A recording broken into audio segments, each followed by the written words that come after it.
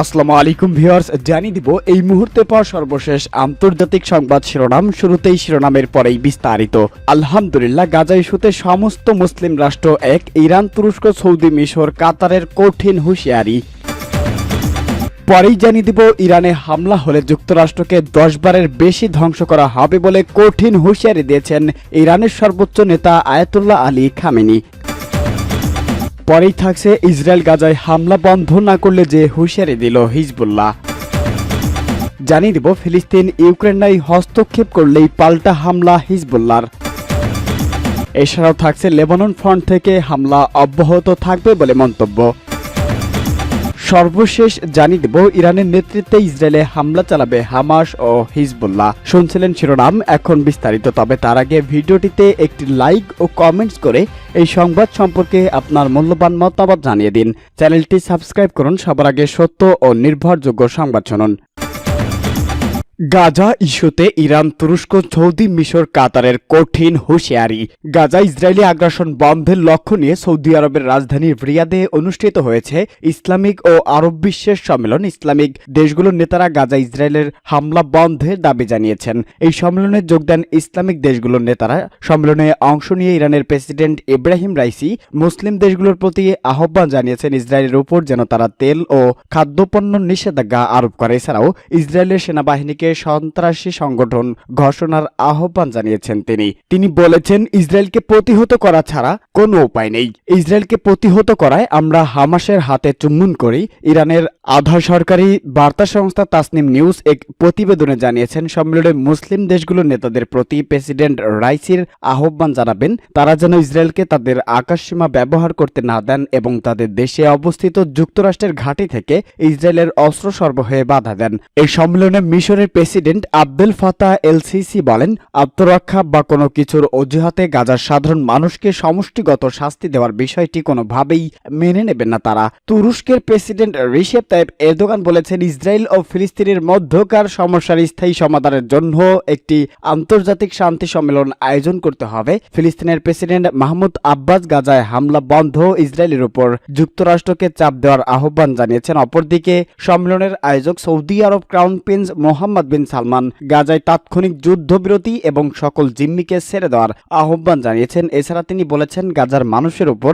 যে নির্যাতন চালানো হচ্ছে সেটি মেনে নেওয়া যায় না। গাজায় মানবিক বিপর্যয়ের জন্য ইসরায়েলকে দায়ী করেন তিনি। কাতারের আমিরও সম্মেলনে ইসরায়েলের কড়া সমালোচনা করেন। তিনি বলেছেন, হামাসের কমান্ডার সেন্টার থাকার মিথ্যা দাবি করে ইসরায়েল গাজার হাসপাতালগুলোতে হামলা চালাচ্ছে, যা কোনোভাবেই মেনে নেওয়া যায় না।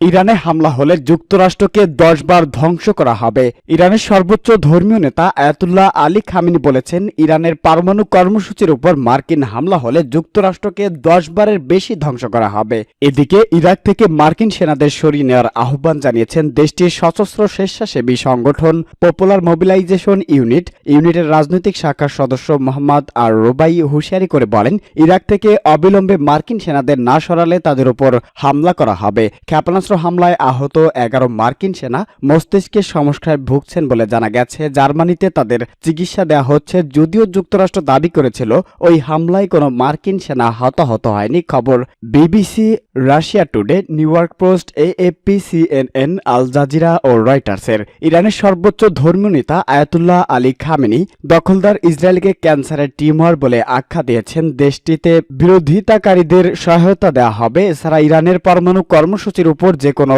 মার্কিন হামলার বিরুদ্ধে হুঁশিয়ারিও দিয়ে তিনি বলেছেন, যুক্তরাষ্ট্রকে 10 বারের বেশি ধ্বংস করা হবে। ইসরায়েল গাজায় হামলা বন্ধ না করলে যে হুঁশিয়ারি দিল হিজবুল্লাহ।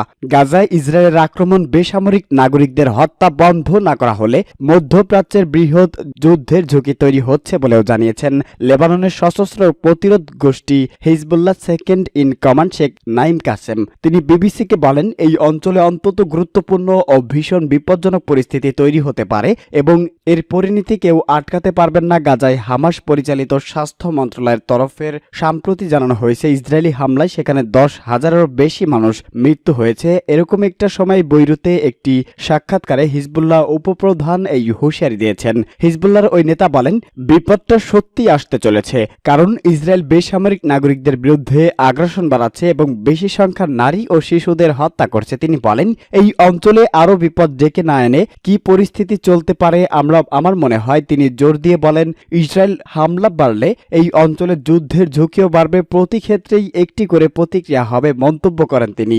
আল্লাহর দল হিজবুল্লাহর হাতে অনেক বিকল্প আছে বলেও তিনি জানিয়েছেন। শিয়া ইসলামিক গোষ্ঠীটি লেবাননের বৃহত্তম রাজনৈতিক ও সামরিক শক্তি। গাজায় যুদ্ধের পরিপ্রেক্ষিতে এখন পর্যন্ত তারা শুধুমাত্র হুঁশিয়ারি মাত্রাই বাড়িয়েছে আর সতর্কভাবে তাদের প্রতিক্রিয়া দিচ্ছে। হিজবুল্লাহ নেতা হাসান নাসরুল্লাহ হুমকি দিয়ে বলেছেন, লেবাননের প্রত্যেক বেসামরিক নাগরিকের মৃত্যুর জবাব সীমান্তের ওপারে দেওয়া হবে। তবে এখনও তিনি ইসরায়েলকে সর্বাত্মক যুদ্ধের হুমকি দেননি।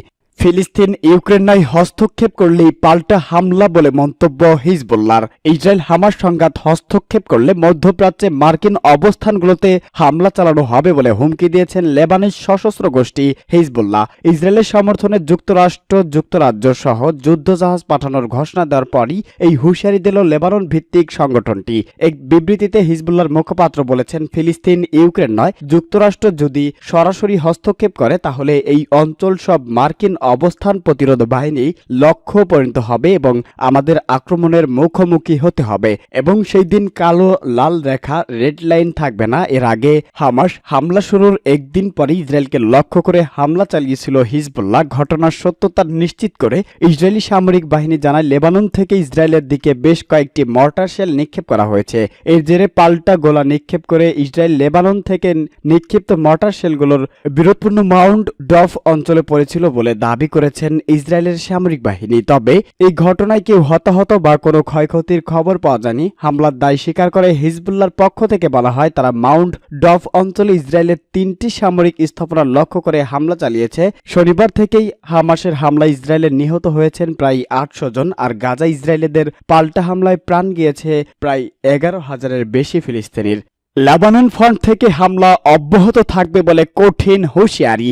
গাজায় ইসরায়েলি আগ্রাসন নিয়ে দ্বিতীয়বারের মতো জাতির উদ্দেশ্যে ভাষণ দিয়েছেন লেবাননের সশস্ত্র গোষ্ঠী হিজবুল্লাহর নেতা হাসান নাসরুল্লাহ। ভাষণে তিনি বলেছেন, ইসরায়েল সীমান্ত বরাবর হিজবুল্লাহর অপারেশন আরও বাড়ানো হয়েছে, যা অব্যাহত থাকবে। স্থানীয় সংবাদ মাধ্যম তথ্য মতে লেবাননের প্রতিরোধ আন্দোলনের যোদ্ধা ও হিজবুল্লাহ যোদ্ধারা ইসরায়েলে হামলার জন্য পুরোপুরি প্রস্তুত। লেবানন ইসরায়েল সীমান্ত এবং 1948 সালে ইসরায়েল অধিকৃত অঞ্চলের পাশাপাশি অধিকৃত গোলন হাইটস ও গ্যালনি অঞ্চলে উভয় বাহিনীর যোদ্ধাদের জড়ো করা হয়েছে। হিজবুল্লাহ শহীদ দিবসের স্মরণে বাংলাদেশের সময় সন্ধ্যা 6টায় জাতির উদ্দেশ্যে ভাষণ দেন হাসান নাসরুল্লাহ, যা টেলিভিশনে সম্প্রচার করা হয়। তিনি এমন সময় ভাষণ দিলে যখন গাজায় পরিস্থিতি আলোচনায় সৌদি আরবের রাজধানী রিয়াদে শুরু হয়েছে আরব ইসলামিক শীর্ষ সম্মেলন। ভাষণে হিজবুল্লাহর প্রধান বলেন, হামলার সংখ্যা, আকার ও টার্গেট সংখ্যার পাশাপাশি অস্ত্রের ধারণ বাড়ানো হয়েছে। হামলায় হিজবুল্লাহ যোদ্ধা বোরকান নামের নতুন একটি ক্ষেপণাস্ত্র ব্যবহার করছে বলেও জানান নাসরুল্লাহ। তিনি বলেন, এই ক্ষেপণাস্ত্র বিস্ফোরণ পোল্ড 300 কেজি থেকে 500 কেজি। এছাড়াও প্রথমবারের মতো সশস্ত্র ড্রোন ও ব্যবহার করা হয়েছে বলে নিশ্চিত করেছেন তিনি। নাসরুল্লাহ বলেন, চলতি মাসের শুরুতে লেবাননের দিকে বালিকা ও তাদের দাদিকে হত্যার প্রতিশোধ হিসাবে প্রথমবারের মতো ইসরায়েল উত্তরাঞ্চলীয় শহর কিরিয়াত শোমোনাকে লক্ষ্যবস্তু করা হয়েছে। ইরানের নেতৃত্বেই ইসরায়েলে হামলা চালাবে হামাস ও হিজবুল্লাহ। মার্কিন প্রেসিডেন্ট জো বাইডেন উত্থাপিত মধ্যপ্রাচ্য শান্তি প্রতিরক্ষার জেরে ইসরায়েল ও হামাসের মধ্যকার বিবাদ বেড়েছে। ইসরায়েলে বড় ধরনের হামলা চালানোর হুমকি দিয়েছে ফিলিস্তিনি প্রতিরোধ সংগঠনটি। এর উপর লেবানন ইসলামিক প্রতিরোধ আন্দোলন হিজবুল্লাহর সঙ্গে ইসরায়েলি বিরোধ তো আছেই।